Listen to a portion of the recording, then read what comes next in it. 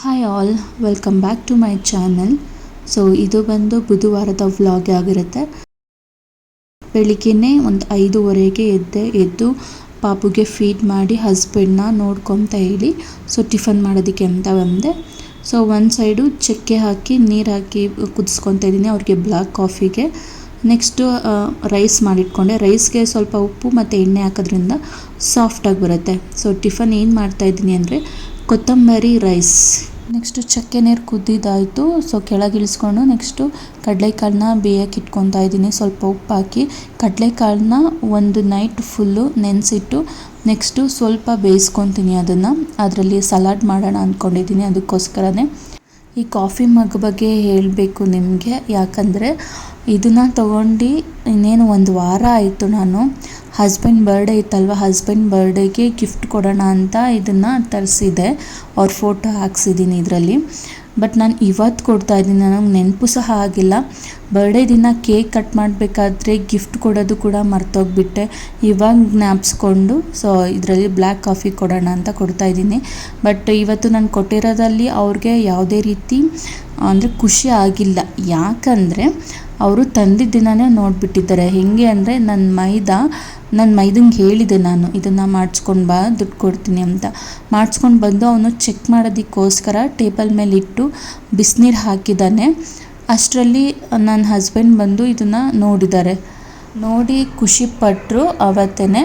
ಇವತ್ತು ಏನು ಖುಷಿ ಏನು ಪಟ್ಟಿಲ್ಲ, ಅವತ್ತೇ ನೋಡಿದಾರಲ್ಲ ಸೊ ಸುಮ್ಮನೆ ಆದರೆ ಇವತ್ತು. ಸೊ ಇದನ್ನು ನಿಮಗೆ ಗಿಫ್ಟು ನಾನು ತೋರಿಸಿರಲಿಲ್ಲ, ಅದಕ್ಕೋಸ್ಕರ ತೋರಿಸ್ತಾ ಇದ್ದೀನಿ. ಮತ್ತು ಈ ಕಾಫಿ ಮಗ್ಗಲ್ಲಿ ಟಾರ್ಚರ್ ಅಂತ ಬರೆಸಿದ್ದೀನಿ. ಅದೇನೋ ಆ ಹೆಸರು ನನಗೆ ಫೇವ್ರೇಟ್ ಆಗಿಬಿಟ್ಟಿದೆ. ಅವ್ರಿಗೆ ಬ್ಲ್ಯಾಕ್ ಕಾಫಿ ಕೊಟ್ಟು ಬಂದು ಟಿಫನಿಗೆ ರೆಡಿ ಮಾಡ್ತಾಯಿದ್ದೀನಿ. ಸೊ ನಾನು ಆಲ್ರೆಡಿ ಹೇಳ್ದಾಗೆ ಕೊತ್ತಂಬರಿ ರೈಸು. ಸೊ ಅದಕ್ಕೆ ಮಸಾಲೆ ರುಬ್ಕೊತಾ ಇದ್ದೀನಿ. ಸೊ ಏನೇನು ಮಸಾಲೆ ಅಂದರೆ ಕೊತ್ತಂಬರಿ ಸೊಪ್ಪು, ಸ್ವಲ್ಪ ಪುದೀನ ಸ್ವಲ್ಪ ಟೇಸ್ಟಿಗೆ ಅಷ್ಟೇ, ಚಕ್ಕೆ, ಲವಂಗ, ಶುಂಠಿ, ಬೆಳ್ಳುಳ್ಳಿ, ಸ್ವಲ್ಪ ಉಪ್ಪು ಹಾಕ್ಕೊಂಡು ಸ್ವಲ್ಪ ನೀರು ಹಾಕ್ಕೊಂಡು ರುಬ್ಕೋಬೇಕು.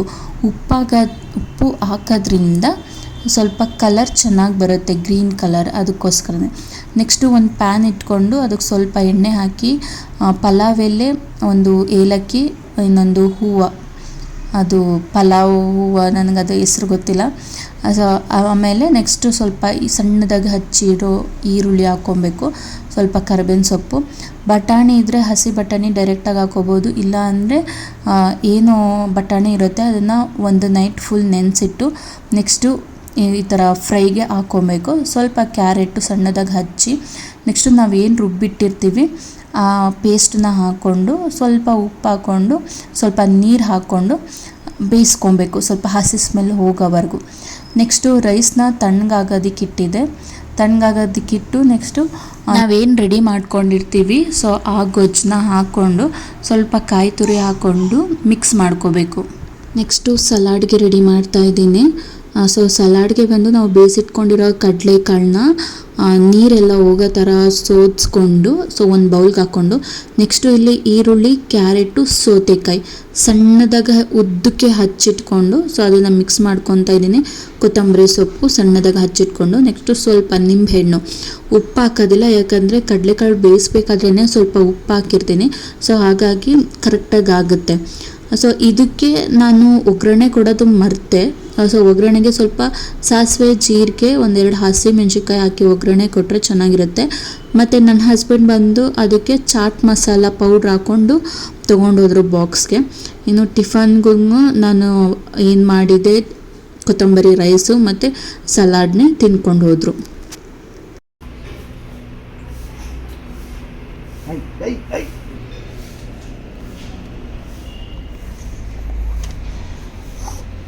ಹಾಂ, ಹೆಲ್ಮೆಟ್ ಹಾಕೊಂಡು ಮುತ್ಕೊಡೋಕ್ಕಾಗತ್ತಾ? ನೀನು ಕೊಡ್ತೀಯ ಅಂತೀಯ?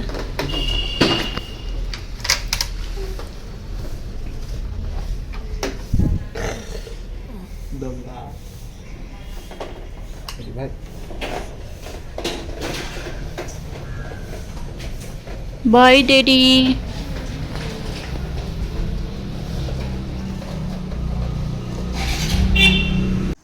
ಇನ್ನು ಟಿಫನ್ ಎಲ್ಲ ರೆಡಿ ಮಾಡೋಷ್ಟರಲ್ಲಿ 7:30 ಆಗಿತ್ತು.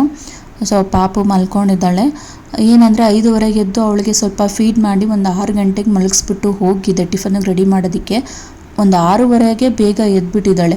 ನಾನು ಪಕ್ಕದಲ್ಲಿದ್ದರೆ ಮಾತ್ರ ಸ್ವಲ್ಪ ಹೊತ್ತು ಮಲ್ಕೊಂಡಿರ್ತಾಳೆ, ಒಂದು 12 ಗಂಟೆ 1 ಗಂಟೆವರೆಗೂ ಮಲ್ಕೊತಾಳೆ. ಸೊ ನಾನು ಪಕ್ಕದಲ್ಲಿ ಇಲ್ಲ ಅಂದರೆ ಬೇಗ ಎದ್ಬಿಡ್ತಾಳೆ. 6:30ಗೆ ಎದ್ಲು ಅವಳು. 6:30ಗೆ ಎದ್ದು ಅವರ ಅಪ್ಪ ಜೊತೆ ಅವ್ರ ತಾತನ ಜೊತೆ ಆಟ ಆಡ್ಕೊಂಡ್ಳು.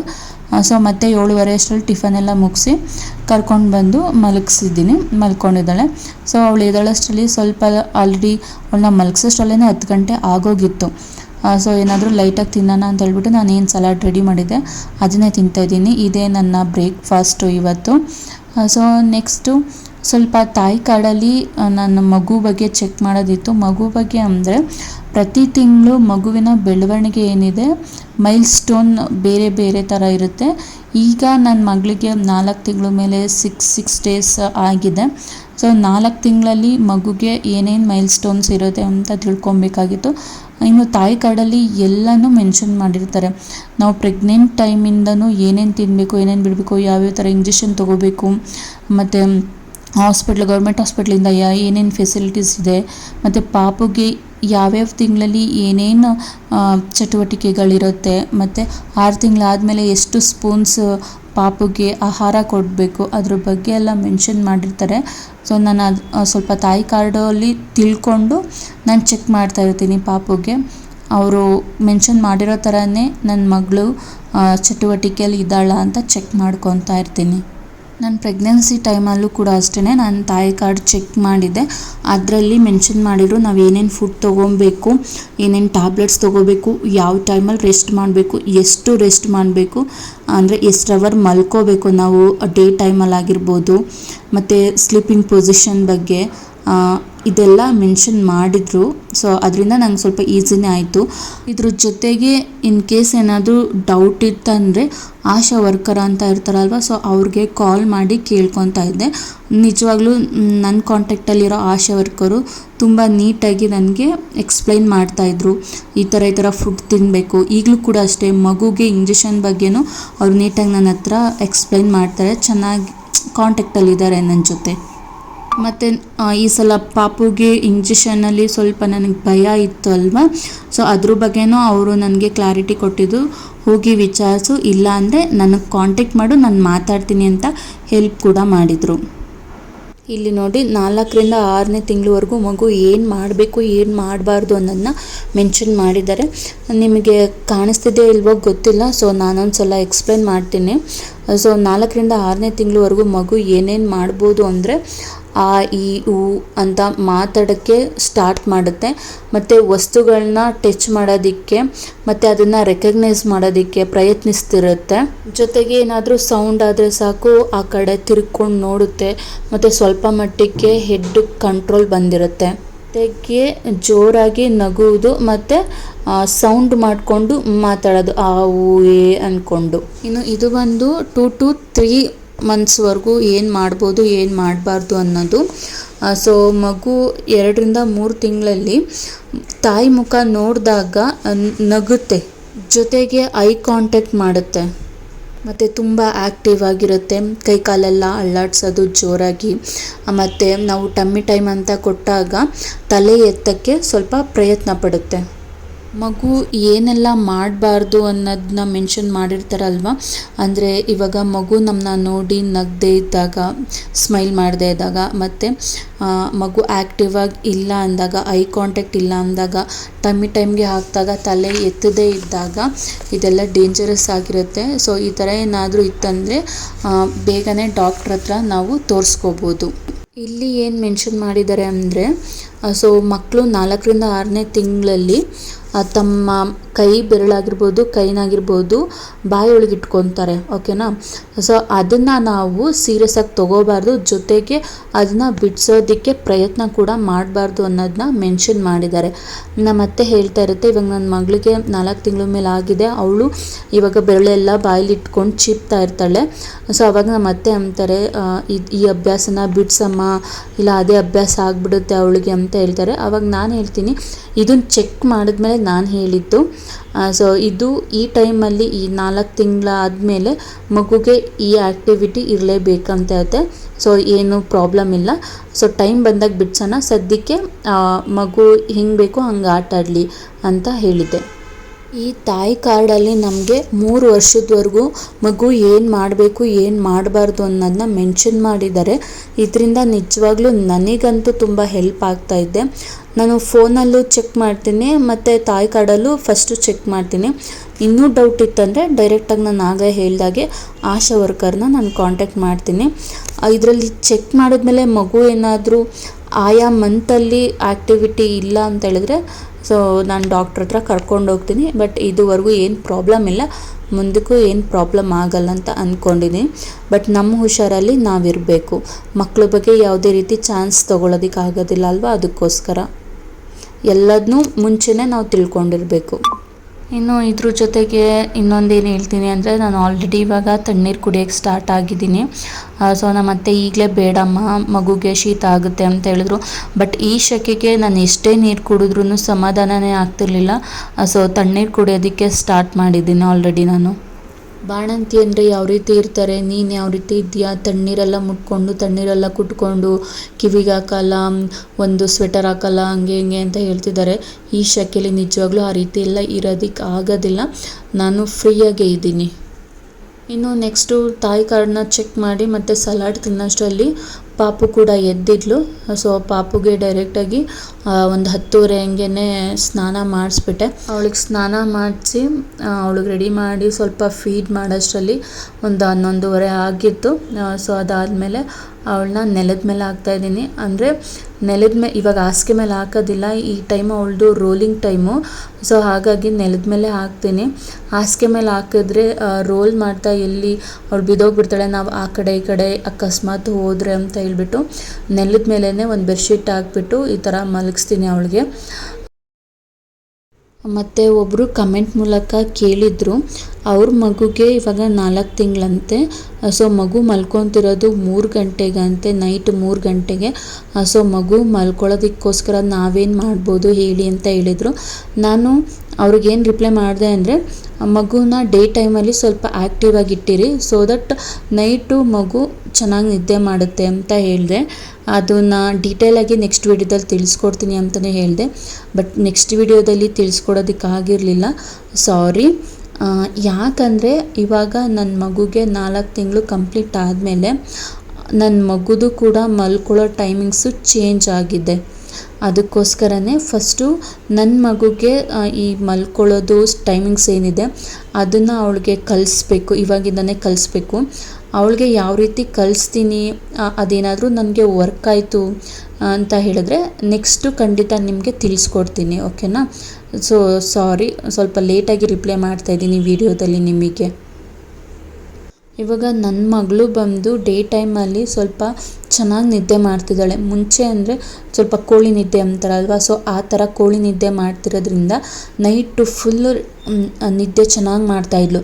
ಬಟ್ ಇವಾಗೇನಂದರೆ ಡೇ ಟೈಮಲ್ಲಿ ನಿದ್ದೆ ಮಾಡ್ತಿದ್ದಾಳೆ, ನೈಟ್ ಟೈಮು ಸ್ವಲ್ಪ ಒಂದು 12 ಗಂಟೆವರೆಗೂ ಎಚ್ಚರಾಗಿರ್ತಾಳೆ. 12 ಗಂಟೆಗೆ ಮಲ್ಕೊತಾಳೆ. ಮತ್ತು ಬೆಳಿಗ್ಗೆ ಬಂದು ನಾನು ಎಲ್ಲಿವರೆಗೂ ಮಲ್ಕೊಂಡಿರ್ತೀನಿ ಅಲ್ಲಿವರೆಗೂ ಮಲ್ಕೊಂಡಿರ್ತಾಳೆ. ನಾನು ಬೇಗ ಇದ್ದರೆ ನನ್ನ ಜೊತೆಗೆ ಎದ್ದೇಳ್ತಾಳೆ. ನಾನೇನಾದರೂ 10 ಗಂಟೆ 11 ಗಂಟೆಗೆ ಇದ್ರೂ ಅವಳು ನನ್ನ ಜೊತೆಗೆ 10-11 ಗಂಟೆಗೇ ಎದ್ದೇಳ್ತಾಳೆ. ಆ್ಯಕ್ಚುಲಿ ಮಕ್ಕಳಿಗೆ ಇವಾಗಿಂದನೇ ಮಲ್ಕೊಳ್ಳೋ ಟೈಮ್ನ ಪರಿಚಯ ಮಾಡಿಸ್ಬೇಕು, ಓಕೆನಾ. ಅದಕ್ಕೋಸ್ಕರ ನಾನು ಅದಕ್ಕೆ ಟ್ರೈ ಮಾಡ್ತೀನಿ. ಪಾಪುಗೆ ಅವಳಿಗೆ ಬೇಗ ಮಲಗ್ಸೋಕ್ಕೆ, ಬೇಗ ಎಬ್ಬಿಸೋಕ್ಕೆ ಟ್ರೈ ಮಾಡ್ತೀನಿ. ಅದೇನಾದರೂ ವರ್ಕ್ ಆಯಿತು ಅಂದರೆ ಖಂಡಿತ ನಿಮಗೆ ತಿಳಿಸ್ಕೊಡ್ತೀನಿ. ಇನ್ನು ಪಾಪುನ ಸ್ವಲ್ಪ ಆಟ ಆಡಿಸಿ ಮಲಗಿಸೋ ಅಷ್ಟರಲ್ಲಿ 12 ಗಂಟೆ ಆಗಿತ್ತು. ನೆಕ್ಸ್ಟು ಅತ್ತೆ ಬಂದು 1 ಗಂಟೆಗೆ ನಾನು ಕಿಟ್ಟಿ ಪಾರ್ಟಿಗೆ ಹೋಗಬೇಕು, ಆನಿಯನ್ ಪಕೋಡ ರೆಡಿ ಮಾಡಿಕೊಡು, ನೀನು ಚೆನ್ನಾಗಿ ಮಾಡ್ತೀಯ ಅಂತ ಹೇಳಿದ್ರು. ಏನು ಚೆನ್ನಾಗಿ ಮಾಡ್ತೀನಿ ಅಂತ ಗೊತ್ತಿಲ್ಲ, ಬಟ್ ನಾನೇನೇನು ಇಂಗ್ರೀಡಿಯೆಂಟ್ಸ್ ಹಾಕ್ತೀನಿ ಅದನ್ನು ನಿಮ್ಮ ಜೊತೆ ಶೇರ್ ಮಾಡ್ತೀನಿ. ನೀವು ಒಂದ್ಸಲ ಟ್ರೈ ಮಾಡಿ ನೋಡಿ, ಚೆನ್ನಾಗಿ ಬಂದರೆ ಕಮೆಂಟಲ್ಲಿ ತಿಳಿಸಿ, ಓಕೆನಾ. ಈರುಳ್ಳಿನ ಸಣ್ಣಕ್ಕೆ ಉದ್ದಕ್ಕೆ ಹಚ್ಕೊಂಡು ಸೊ ಈ ಥರ ಹಾಕ್ಕೊಂಡು ಪುಡಿ ಮಾಡ್ಕೊಬೇಕು ಈರುಳ್ಳಿನೆಲ್ಲ. ಶುಂಠಿ ಬೆಳ್ಳುಳ್ಳಿ ಪೇಸ್ಟನ್ನ ನಾನು ರೆಡಿಮೇಡ್ ತೊಗೊಂಡಿಲ್ಲ ಮತ್ತು ಮಿಕ್ಸಿಗೆ ಹಾಕಿ ರುಬ್ಬಿಲ್ಲ.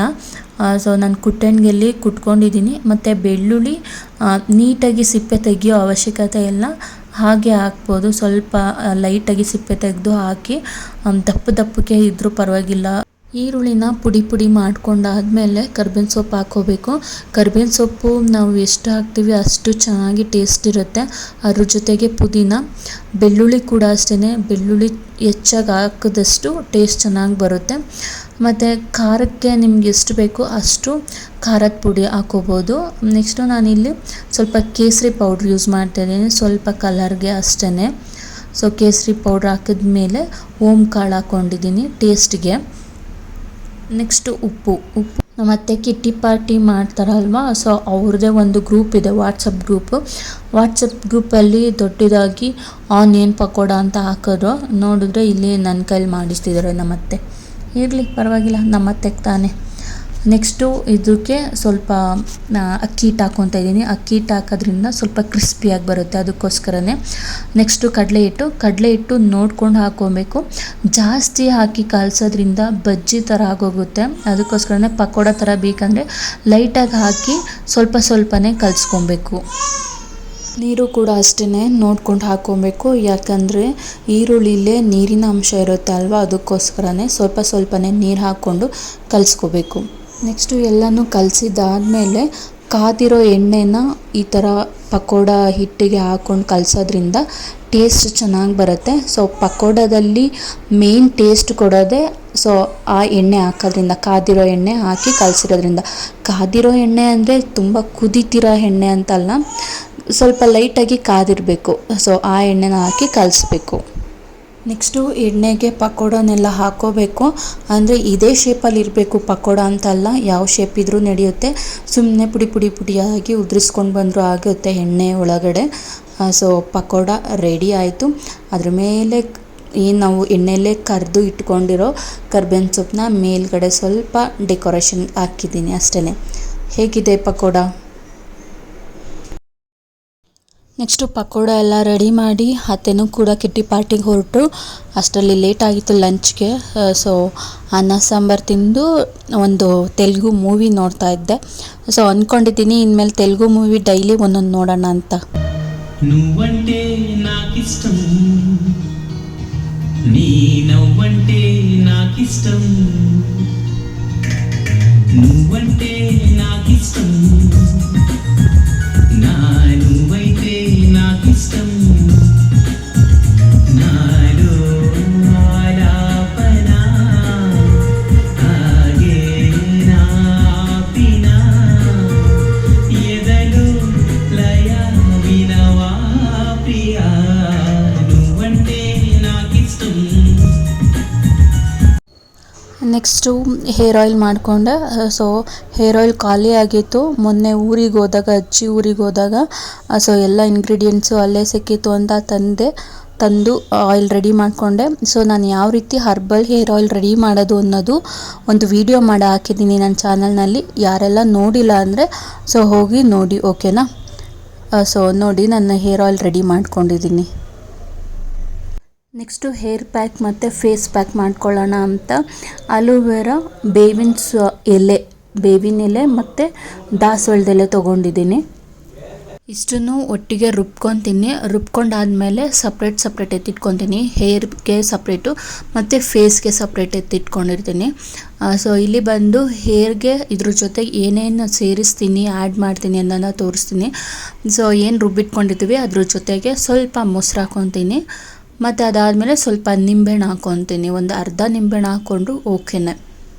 ಯಾವತ್ತೂ ನಿಂಬೆಹಣ್ಣನ್ನ ತಲೆಗೆ ಡೈರೆಕ್ಟಾಗಿ ಹಾಕಬಾರ್ದು. ಸೊ ಹೇರ್ಗೆ ಅಂತ ಏನಾದರೂ ಪ್ಯಾಕ್ ರೆಡಿ ಮಾಡ್ಕೊಂಡಾಗ ಅದ್ರ ಜೊತೆಗೆ ಆ್ಯಡ್ ಮಾಡ್ಕೊಬೋದು.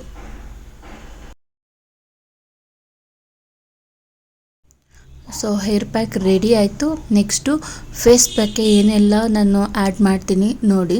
ಸೊ ಫೇಸ್ ಪ್ಯಾಕ್ಗೆ ಏನು ರುಬ್ಬಿಟ್ಕೊಂಡಿರ್ತೀವಿ ಅದ್ರ ಜೊತೆಗೆ ಸ್ವಲ್ಪ ನಿಂಬೆಹಣ್ಣು ಹಾಕ್ಕೊಂಡು ಸ್ವಲ್ಪ ಹನಿ ಆ್ಯಡ್ ಮಾಡ್ಕೊತೀನಿ. ಅದಾದಮೇಲೆ ಅದ್ರ ಜೊತೆಗೆ ಸ್ವಲ್ಪ ಅರಿಶಿನ ಆ್ಯಡ್ ಮಾಡಿಕೊಂಡು, ಇದು ಅಡುಗೆ ಅರಿಶಿನ ಅಲ್ಲ, ಸಪ್ರೇಟ್ ನಮಗೆ ಫೇಸ್ಗೆ ಹಾಕೋಕೆ ಬಾಡಿಗೆ ಯೂಸ್ ಮಾಡೋದಕ್ಕೆ ಸಪ್ರೇಟ್ ನಮಗೆ ಅರಿಶಿನ ಪೌಡ್ರ್ ಸಿಗುತ್ತೆ. ಸೊ ಅದನ್ನು ಯೂಸ್ ಮಾಡಿದ್ದೀನಿ. ಸೊ ನೆಕ್ಸ್ಟು ನಾನು ಹೇರ್ ಪ್ಯಾಕ್ ಹಾಕ್ಕೊತಾ ಇದ್ದೀನಿ. ಸೊ ಹೇರ್ ಪ್ಯಾಕ್ ಆಗಿರ್ಬೋದು ಅಥವಾ ನಾವೇನು ಸ್ನಾನಕ್ಕೆ ಹೋಗೋಕ್ಕೂ ಮುಂಚೆನೇ ನಾವು ಒಂದ್ಸಲ ಹೇರ್ನ ಕೂಮ್ ಮಾಡ್ಕೊಳ್ಳೋದ್ರಿಂದ ಈ ಸಿಕ್ ಅನ್ನೋದೇನಿರುತ್ತೆ ಸೊ ಸ್ವಲ್ಪ ಕಮ್ಮಿ ಆಗುತ್ತೆ.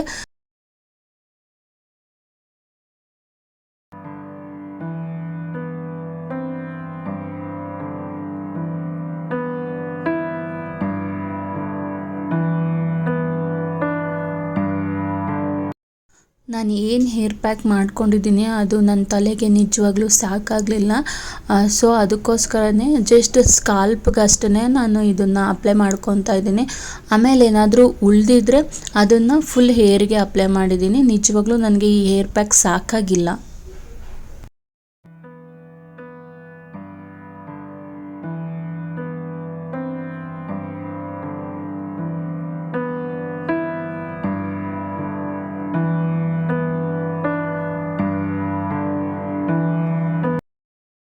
ಹೇರ್ ಪ್ಯಾಕ್ ಅಪ್ಲೈ ಮಾಡಿದ್ಮೇಲೆ ಸ್ವಲ್ಪ ಮಸಾಜ್ ಮಾಡಬೇಕಾಗುತ್ತೆ.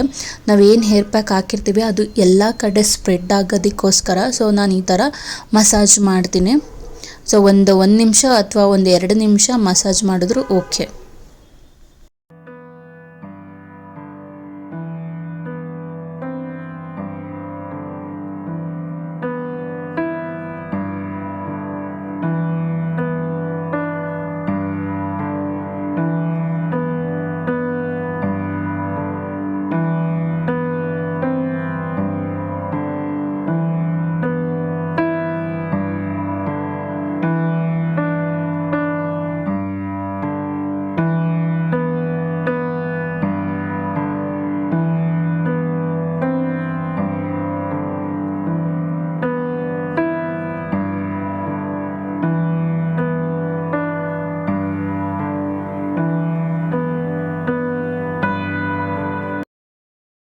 ಸೊ ಮಸಾಜ್ ಮಾಡಿ ಹೇರ್ ಪ್ಯಾಕೆಲ್ಲ ಅಪ್ಲೈ ಆದಮೇಲೆ 1 ಅವರ್ ಅಥವಾ ಒಂದು ಹಾಫ್ ಆನ್ ಅವರ್ ಬಿಟ್ಟರು ನಡೆಯುತ್ತೆ.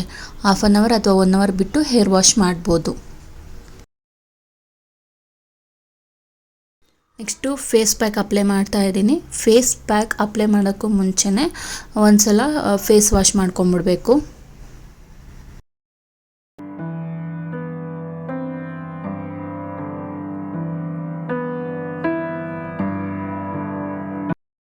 ನೆಕ್ಸ್ಟು ಫೇಸ್ ಪ್ಯಾಕ್ನ ಅಪ್ಲೈ ಮಾಡಿದಾದಮೇಲೆ ಒಂದು 10 ಮಿನಿಟ್ಸ್ ಬಿಟ್ಟು ಫೇಸ್ ವಾಶ್ ಮಾಡಬೇಕು. 10 ಮಿನಿಟ್ಸ್ ಸಾಕು ಡ್ರೈ ಆಗೋದಕ್ಕೆ. ಸೊ ಈ ಫೇಸ್ ಪ್ಯಾಕ್ ಅಂತಲ್ಲ, ಯಾವುದೇ ಫೇಸ್ ಪ್ಯಾಕ್ನ ಫೇಸ್ಗೆ ಅಪ್ಲೈ ಮಾಡಿದಾಗ ಡ್ರೈ ಆಗೋವರೆಗೂ, ಲೈಟಾಗಿ ಡ್ರೈ ಆಗೋವರೆಗೂ ಅಷ್ಟೇ, ಅಥವಾ 10 to 20 ಮಿನಿಟ್ಸ್ ಅಷ್ಟೇ ಬಿಡಬೇಕು. ಅದಕ್ಕಿಂತ ಹೆಚ್ಚಾಗಿ ಬಿಡಬಾರ್ದು. ಅದರಿಂದ ಜಾಸ್ತಿ ಹೊತ್ತು ಬಿಟ್ಟರೆ ಅಲ್ಲಿ ಮುಖದ ಮೇಲೆ ರಿಂಕಲ್ಸ್ ಬರೋ ಚಾನ್ಸಸ್ ಇರುತ್ತೆ. ಅದಕ್ಕೋಸ್ಕರನೇ